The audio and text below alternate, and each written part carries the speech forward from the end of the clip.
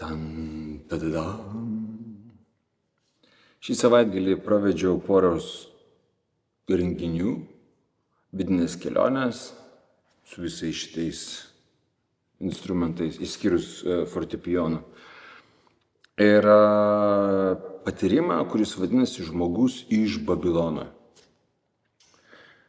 Ir esu labai patenkintas rezultatu, nes per jį atėjo man tam tikros sąvokos, tam tikri suvokimai, nes tiek grojimas, tiek renginių vedimas, jis yra ne tik tais apie tos žmonės, kurie būna tose renginiuose, bet ir apie mane patį, kuris vesdamas tos renginius susiduria su vienokiam arba kitokiam situacijom ir išgirsta daug gražių atsiliepimų apie vienokius dalykus ir kitokius dalykus. Ir ko pasiekoje jaučiuosi gavęs labai daug. Vienas iš tokių dalykų, kurie man atėjo į galvą, yra apie tai, kad žmonės realiai gali paimti tik tais tiek, kiek jie gali paimti. Kitaip sakant, taip, čia yra kažkas panašaus kaip, sakykime, kalba. Taip, jeigu mes mokam rūkauti žemaitišką, tai atvažiavę į Telšius, arba į Plungę, arba į tus pačius Mažeikius, mes suprasim, kur žmonės mums sako. Todėl, kad tenais visi rūkauna žemaitišką, bet jeigu mes nesuprantam žemaičių kalbos, mums visas tas dalykas atrodo kažkoks kaip triukšmas. Lygiai tas pats dalykas nutinka, kai atvyksti į kitą šalį. Į Norvegiją, Švediją, Daniją, Angliją, Prancūziją, Ispaniją, ta prasme, you name it. Ta pačia Japonija, sakykime. Nesupranti kalbos, žinios to yra nepasiekiamos. Ir tas pats dalykas yra su finansų tema, tas pats dalykas yra su kūrybos tema, tas pats dalykas yra su muzikos, šokio, judesio, jausmų spektru. Nes jeigu žmogus nėra praktikavęs jausmo, praktikavęs įsimylėjimo, džiaugsmo, o yra jam tik tais sukišti visokiausi modeliai, kurie jam yra įkalti, kad tai yra laimė, tai yra laimė. Ir jeigu tu turėsi daugiausiai to dalyko už kitus, tada tu būsi pats laimingiausias. Ir tai yra daugiau apie kažkokias tai lenktynės ir konkurenciją, negu apie pačią laimę, negu apie pačią savijautą. Nes realiai, jeigu pažiūrėtumėm į laimingo žmogaus smegenis ir ten kokį labai turtingo žmogaus smegenis, mes rastumėm tai, kad nebūtinai turtingas žmogus bus pats laimingiausias. Bet jeigu mes esam surišę savo požiūrius, kad turtai yra laimė, tai, ką žinau, pavyzdžiui, jeigu paimtumėt kokį nors labai turtingą, bet onkologiją sergantį žmogų ir paklaustumėt jo, ar jisai sutiktų apsikeisti savo turtais su nieko neturinčiais žmonėmis už tai, kad gautų savo sveikatą, kad pasveiktų.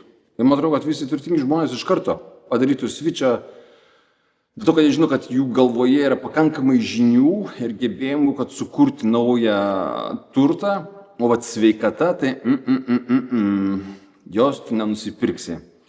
Ir nežiūrint tai, yra labai daug žmonių, kurie taip nuoširdžiai tą savo sveikatą drožia, taip negailestingai, įvairiausiais ten rūkalais, vaipais, svaigalais, stresu, pastoviai savikritika savęs pačio ir drožimų visokiais lyginimų savęs su kitais sėkmingesniais.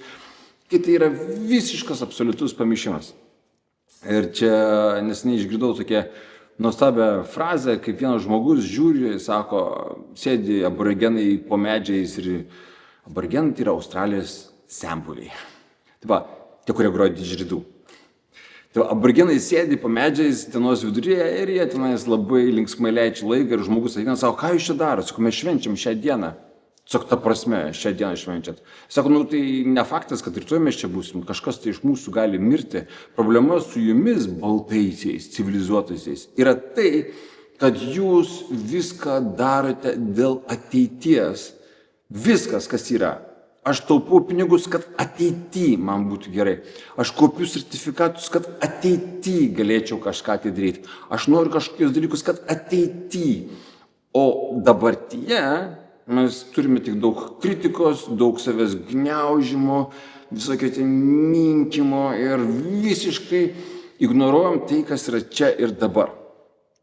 Ir dar kitas dalykas yra tai, kad mes viską bandom suplanuoti, viską bandom sustrateguoti ir būti pasiruošę ateityje patirti tą laimę, kuris kaip neteina ir neteina dėl to, kad mes praktikuojame ateities vertinimą, o ne dabarties. Ir tada nutinka daug gražių dalykų, nutinka, pavyzdžiui, įsimylėjimas. Visiškai neplanuotas dalykas. Tu nei planavai, nei strategavai, netgi nežinai, kaip teisingai mylėti. Tu tiesiog sėdi visas apsinešęs, tartum kažkokių svaigalų ir tau nieko nereikia. Tu nieko nebereikia. Staiga tau visi svarbus darbai, svarbus projektai tapo visiškai nereikalingi, nereikšmingi vien dėl to, kad tu įsimylėjęs. Tas pats dalykas nutinka, kai žmogus ten susirga onkologija. Viską, ką jis strategauti 10 metų perspektyvoje, 15 metų ir viskas pasibaigė. Dėl to, kad sako tau paskutinė stadija ir tu jau užsilinkinėjai už kelių mėnesių. Ir staiga, viskas sugriuvo. Ir tu supranti, kad jeigu tu gyvenai 50 metų, gyvenai 60 metų iki tos datos, kol tu sužinojai savo diagnozę, tu kažkaip nevertinai tų savo 60 metų. Ten visą laiką gyvenai stumdamas. Kažkada, kada nors. Kitas dalykas, ką aš labai esu dėkingas, kad sužinojau iš šio savaitgalio patirties, tai buvo keletas žmonių, kurie kalbėjo apie projektus, apie projektų vystymą. Ir jie toj temoj gyvenantis, darantis, daug projektų vystantis, vystė praeitie, nes dabar jie išsižadėjo daugumos tų visų veiklų. Dėl to sako, kad projektai yra blogis. Ir blogis yra ne dėl to, kad tai yra kažkoks tai pats iš savęs blogis, o dėl to, kad kaip žmonės pradeda save suformuoti, kad atitikti projektą. Jie nenori vystyti, tai nėra kažkoks tai tvarus, ilgalaikis dalykas. Tai yra, dabar mes sužaisime šitą teatrą, kad gauti šitą sumą, įsisavinti ją ir tada mums dzin. Vat pastatom tuos vaiduokliškus puslapius, vaiduokliškus pastatus, vaiduokliškų knygų prisvaidom visur, pasakom, taip padarėm, mes deklaravom, kad mes įvykdėm tai, bet mes to dalyko nebevystysim, nes dabar mes esame susieję kitų projektų. Ir taip pat yra labai daug to vadinamo triukšmo finansinio. Kai važiuoja žmonės, daro gerklės plėšo, tenais kiša tą visą mediją spalvotą į telikus ir YouTube'us ir Facebook'us, tam, kad įrodyt, kad jie kažką tai daro. Bet už to stovi niekas. Stovi tuštuma. Ir aš supratau, kad kaip smagu, kad yra žmonių, kurie pabuvę šitoje terpėje pasako, ne, man tas paviršutiniškumas nepatinka ir aš nenoriu to tęsti. Ir jie pradeda vystyti labai gražius dalykus, veiklas, kurios yra labai labai gražios.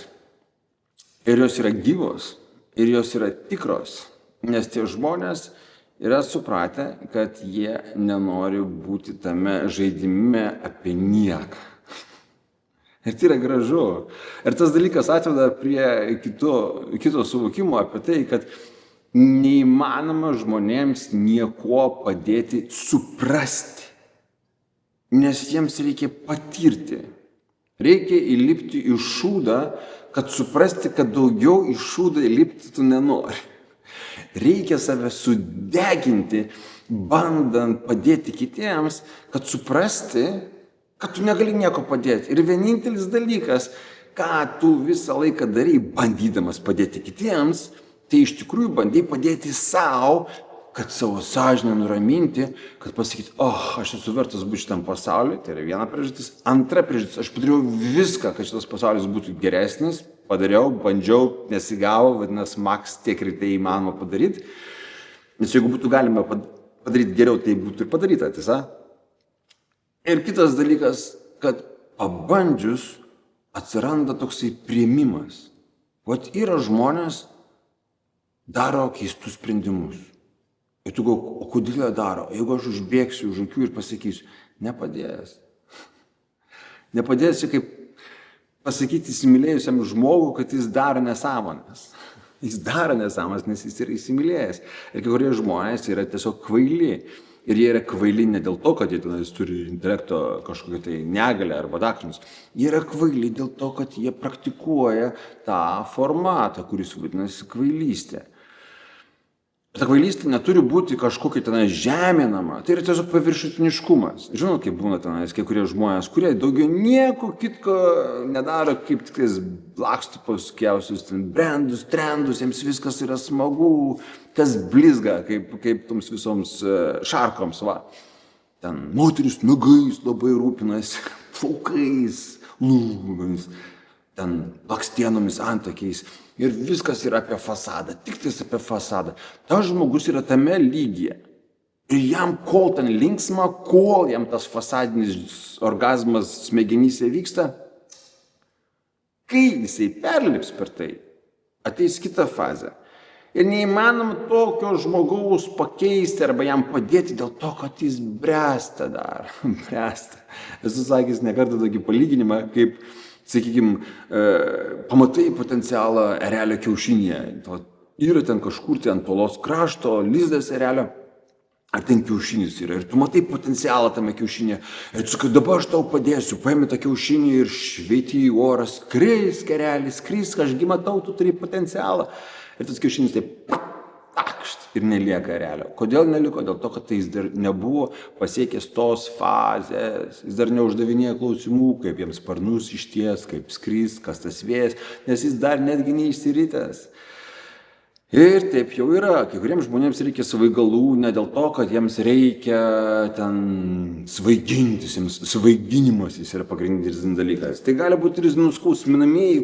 Ir jie svaigalų dėka stengiasi nenusižudyti. Tai yra vienintelis būdas jiems apbukinti tą skausmą, kuriame yra ta visa neviltį, ta visa blaškimasi, kur aš dabar sėkmingas, turbūt nesėkmingas esu, kokios čia dabar žvaigždės, kokie čia dabar planetos, kokius zodiakos yra. Labai daug nerimo yra. Tai žmogus nežino, ką reikia jam daryti su savo gyvenimu, jis pradeda jausti didžiulį diskomfortą. Ir jam norisi viską sustabdyti. Tada jisai vartoja viską, kas stabdo. Žinote, kaip nuo kalno, kai pradėtinės liek į apačią. Tu kimbiesi viską, į krūmus, į šakas, į žolės, į akmenis, bandai bet ką įsikabinti, kad tik tais nenuskris nuo kalno krašto. Tas pats dalykas yra prie svaigalus yra. Žmogus tiesiog vartoja viską, kas yra jam prieinama tą akimirką. Ir viskas. Kai tą dalyką supranti, tu nustoji tu žmonės smerkti. Jis yra toj būsenoj, toj fazėje ir jis negali niekaip kitaip. Ir kaip, pavyzdžiui, dar yra kitas dalykas dabar, labai populiaru raustinti arba tenais vadinti dalyką kaip humoru, bet iš tikrųjų tyčiotis iš žmonių, nes yra buki.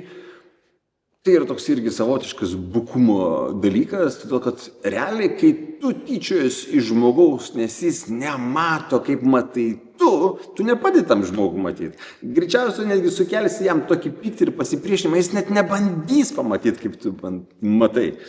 Ir todėl iš tikrųjų realiai tas toksai nuoširdus noras raustinant, atkreipti jų dėmesį į teisingus dalykus, sukelia iš tikrųjų visiškai priešingą pusę. Aš visą laiką domėjausi žmonėmis, kurie sėdi kalėjimuose, ne dėl to, kad tenais kalėjimuose esantys žmonės yra kažkokie tai ypatingi. Aš manau, kad juose esantys žmonės turi atsakymus, kaip reikia negyventi, kokių sąlygų reikia neturėti, kad paskui netaptum atsilupusiu ir kad nepradarytum tokių dalykų, kuriuos tu padarai. Visi tie žmonės, kurie sėdi kalėjimus, jie turi savie tą informaciją. Tiesiog biški liūdna, kad niekam neįdomu ta jų informacija.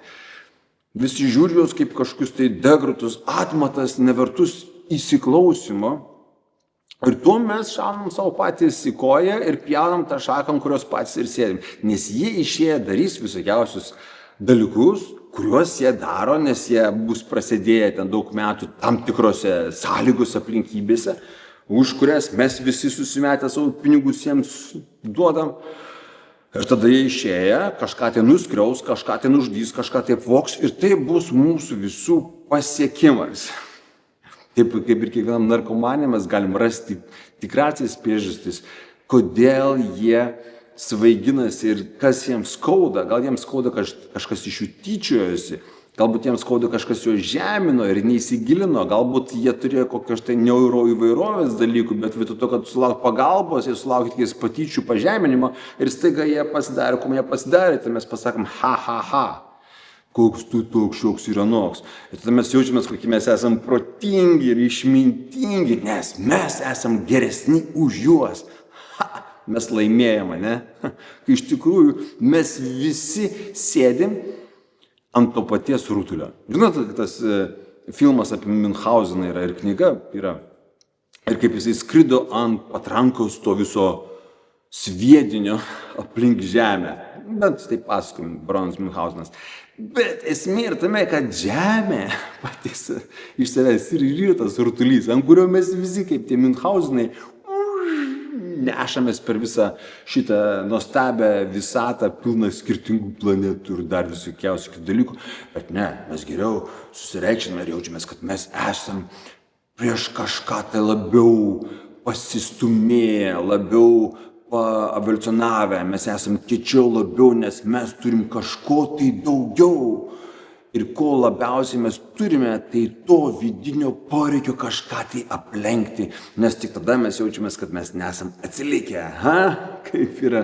Iš tikrųjų labai smagu suvokti, koks žmogus protas yra įvairiapusiškas. Kaip gali daugiau būti mažiau ir mažiau būti daugiau. Bet ką suprasti, reikia turėti smegenis, kurios geba visą tą 3D, 10D, 500D vartyti, žiūrėti iš visų pusių ir suprasti, kad nėra vieno teisingo požiūrio, o visi požiūriai yra teisingi. Ir pagrindinis klausimas yra, kokioje sąmoningumo brandoje tu esi. Jeigu tu esi dar tame bukume, kuriame randasi, kai esi kiaušinėje, tame tokiam bukam, nes kiaušinė neturi aštrių kampų, jie turi tikės viską labai taip bukai užapvalinti. Tai jeigu tu esi tame kiaušinėje, bukumo būsenoje, tu dar nesuprasi, kas yra tas pasaulis, nes to nesimato. Kiaušinio sienos nepermatomos yra. Ir tu sėdi tame visam bukume ir tu galvoji, kad tik tai ir tėra, kad tai ir tėra visas pasaulis. Daugiau už kiaušinio lukštų nėra nieko. Ir tik tada, kai tavo gyvenimas sukala, sulaužo, tada nusilupi tą visą lukštą nuo savęs. Būni ne kažką būsinai kurį laiką, nes galvoji, kur iš čia papuoliau, kas čia dabar yra. Ir tada prasideda vėl mokymasis. Pasirodo yra dar daugiau. Pasirodo, čia visas pasaulis egzistuoja ir koks jisai didelis, kaip kiaušinio lukšte buvo viskas jauku, paprasta, tam tai buvo buka, o dabar tiek daug visokiausių spalvų, garsų, dalykų, kuriuos reikia suprasti, reikia žinoti, reikia įsigilinti, nebeužtenka jau būti bukam, kaip buvo kiaušinio viduje, jau reikia būti biškeliai ir aštresniam, nes kitokiu atveju tave gyvenimas ir sunamnuos. Nes aplinkui yra krūvų viskiausių plėšikų, kurie gyvena valgydami kitus. Taip jau gamta yra sukūrus. Visi tokie labiausiai dievinami vilkai, liūtai, leopardai, ereliai. Visi jie yra plėšrūnai. Jie namnuoja kitus gyvūnus, kad galėtų gyventi. Gamta taip jau yra sukūrusi. Ir tas pats dalykas yra su žmonėmis. Kaip sakoma, kas nevalgo kitų, tas pats valgomas. Ir tai nėra jokia replika veganų adresu. Yra labai daug stiprių veganų, viskas yra gerai su tuo, bet vėlgi čia nėra nei laimėjimo, nei pralaimėjimo klausimas, yra kaip jaustis tu nori kiekvieną dieną, kaip nori tu gyventi. Ir vienas budistas yra pasakęs, kad būti plėšrūnu yra labai sudėtinga karma, nes senatvėje visi miršta iš bado. Nes vos tik tai jiems išbyra dantis, atbunka nagai ir dingsta greitis kojose, jie nebepasiveja aukų ir tada jie badauja, tada nusilpsta ir tada užsilenkia. Tai visi tie žolėdžiai, vegetarai, veganai, jie turi greitesnę, gražesnę mirtį, nes juos tiesiog ir užlenkia kažkoks plėšrūnas. Bet ne apie tai. Pagrindinis dalykas, ką aš supratau per visą šitą savaitgalį, kad kiekvienas iš mūsų einam savo kelyje ir neįmanoma niekam nieko padėti, jeigu nėra noras, kad tau padėtų. Kaip man teko tokia nuostabi garbė nuvažiuoti pas Brendą ir Anderson Zuk šokio mano akise dievus. Ir sumokėjus beveik 2000 eurų už visą šitą kelionę su viešbučiais ir visais kitais dalykais. Ką aš parsivežiau iš to dalyko, tai Anderson pasakė man, kad viskas gerai su tavo šokiu. Viskas yra cool su tavo šokiu, tu nešoksi niekados kaip zukeris, nes tu esi kitokio tipo sutvirimas.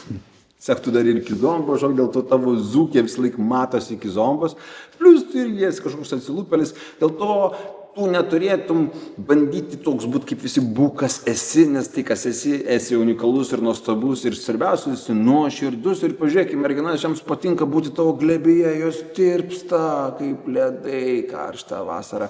Ir tai yra pagrindinis dalykas, šokio esmė, ne žingsnelio žingsniavimas, neteisingi kampai, o kaip moteris jaučiasi, kai jinai šoka su tavim. Tas pats dalykas, kaip sumoki 2000 eurų, kad tau žmogus pasakytų tai, ką tu pats kitiems sakai. Kai visi kiti šokio mokytojai, kuriuos aš labai myliu, tiksliau Dumo yra mokytojas, man tą patį sakė, ne, jūs nesate tame levelyje, kad aš jūsų tiesą priimčiau už vertingą informaciją. Bet, nuvažiavus pas Brendą ir Anderson, tiek tai reikėjo sužinoti ir viskas pasidarė aišku. Tai va, norėjau pasakyti tą dalyką, kad jeigu žmogus yra bukas, tai nereiškia, kad jis yra kvailas arba atsilikęs. Jis tiesiog dar yra tam tikroje brandos būsenoje, kurioje būnant intelektualūs dalykai, logiški dalykai, moraliniai dalykai, jie yra dar nepasiekiami. Taip kaip, pavyzdžiui, kokiam darželinokui yra nesuprantamos viskiausios ten trupmenos, lygtis ir šaknys ir tangentai su kosinusais. Tai yra visiški garsai, kurie visiškai nieko jiems nesako. Tas pats dalykas yra apie bukų žmonės. Ir jeigu mes norime, kad jie nustotų būti bukais, mes turim rasti, ypač tie, kurie jaučiasi protingais, jie turi rasti būdą, kaip tuos žmonės edukuoti, mokyti, tokiu formatu, kad jiems įvyktų aha. Nes tyčiojantis, traukiant per dantį ir sakant, kad jūs esate tiesiog buki ir nieko verti, tas dalykas neaugina. Tas dalykas tik skaudina ir atskiria. Nes nepažįstu nei vieno žmogaus, kurį kas nors žemintų ir tas žmogus taptų kažkokiu tai geresniu savo variantų vien dėl to, kad iš jo buvo tyčiojamasi. Taip, ir daug žmonių, kurie pergyvenę patyčias, tapo gerai žmonėmis vien dėl to, kad jie nenori, kad kiti patirtų tai. Ir tai yra okei. Šlovė tokiems žmonėms, nes jie labai, labai stiprius dalykus daro. Nes daug lengviau yra duoti atgal dantis ir pasakyti, tu prisišnekėjai. Ta dalyką kiekvienas mūsų galim padaryti. Čia yra labai primityvu, labai paprasta, labai buka, ypač jeigu tu renkis kokių bukų daiktų, bet tame nėra ateities, nes už dantį dantis, už akį akis ir tada visas pasaulis yra nuklotas išluptom akim ir dantimis išmuštais. Ir iš to tikrai nieko gero. Nei šypsnos gražios, nei akys švyti, matant kažkokius gražius dalykus. Geriau jau šokime, skaitykime išmintingas knygas, auginkime save, raskime kitus būdus svaigintis tokiais būdais kaip šokių, kūryba, muzika, poezija. Tiek daug yra būdų apsvaigti ir pasijausti laimingais, negu vartojant viskiausius alkoholius arba kitokius dalykus. Bet ir tam reikia intelekto, kad suprasti.